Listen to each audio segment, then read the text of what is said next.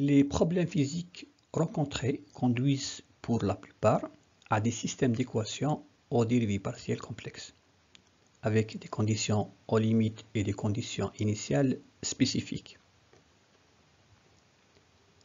Des solutions analytiques approchées existent pour certains problèmes, en général pour le cas de géométrie très régulière et de conditions de chargement simples. Cependant, les problèmes pratiques sont plus complexes et nécessitent en général une résolution approchée par une méthode numérique.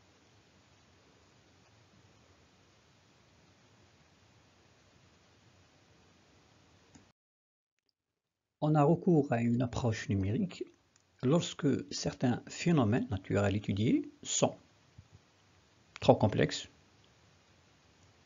trop vastes, espace géométrique énorme, trop dangereux, trop cher, trop long à reproduire un temps considérable.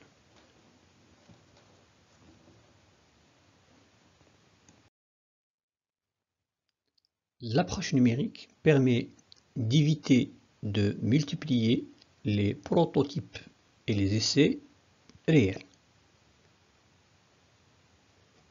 Les supports physiques ne servent plus à chercher une solution, mais tout simplement à la valider. Exemple, si on veut évaluer la sécurité d'un véhicule donné. Si on utilise une approche expérimentale, là on est obligé de tester, entre parenthèses, d'écraser un très grand nombre de véhicules. Par contre, si on utilise une approche numérique, et après avoir développé le modèle final, on va tester, écraser un nombre limité de voitures. C'est juste pour valider le modèle numérique proposé.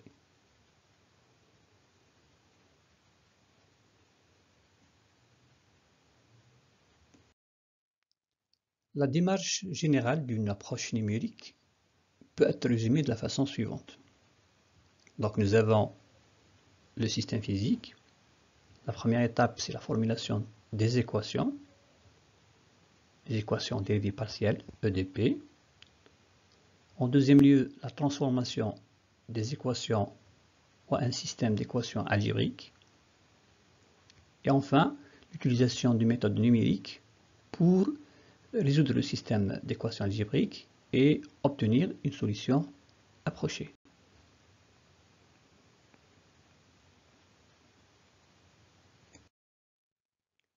Le principe de la méthode des éléments finis est un principe simple.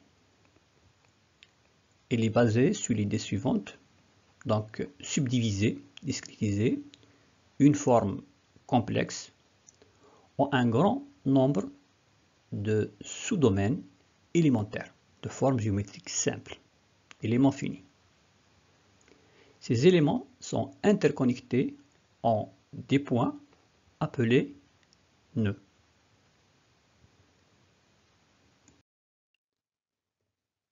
Exemple pratique, si je veux modéliser le comportement de cet élément qui présente des conditions limites et qui est soumis à un chargement numéro 1 et un chargement numéro 2. La charge 1, c'est une charge répartie. La charge 2, c'est une charge concentrée. Tout d'abord, je vais subdiviser cet élément qui présente une géométrie complexe en un ensemble d'éléments simples, de géométrie simple, éléments finis. Puis introduire les conditions limites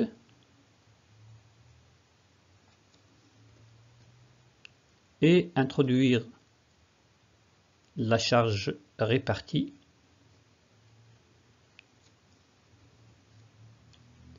et la charge concentrée. Ces charges sont appliquées sur les nœuds. C'est pourquoi on parle de charge nodale.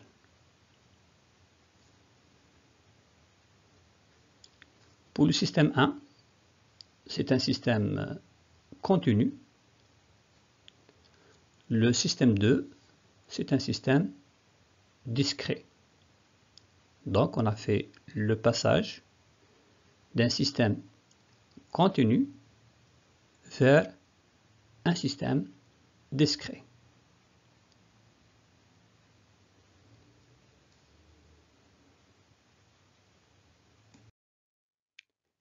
Équation gouvernante pour un système continu.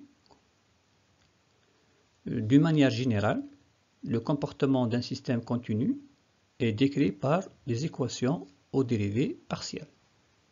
Nous avons l'équation 1 sur le domaine V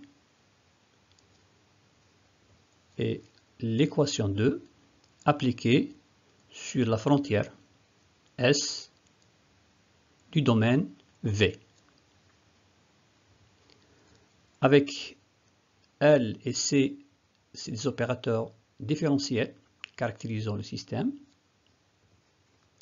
U, fonction inconnue, c'est à déterminer.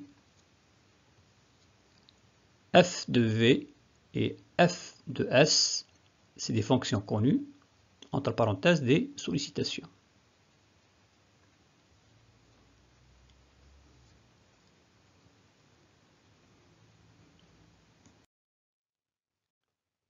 Pour un système discret, les équations de comportement peuvent en général s'écrire sous la forme matricielle suivante. Nous avons K de U est égal à F, avec K, c'est la matrice caractérisant le système, U, c'est variable inconnue, le problème, à déterminer, le vecteur U, et nous avons le vecteur F, c'est les sollicitations connues.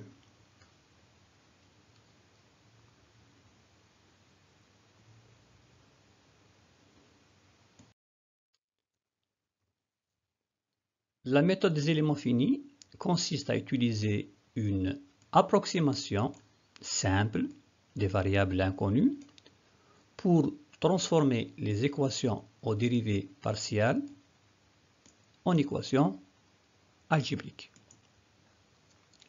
Elle fait appel à plusieurs domaines. Sciences de l'ingénieur pour construire les équations aux dérivées partielles. Méthode numérique pour construire et résoudre les équations algébriques. Et bien sûr, la programmation et l'informatique pour exécuter efficacement les calculs sur l'ordinateur.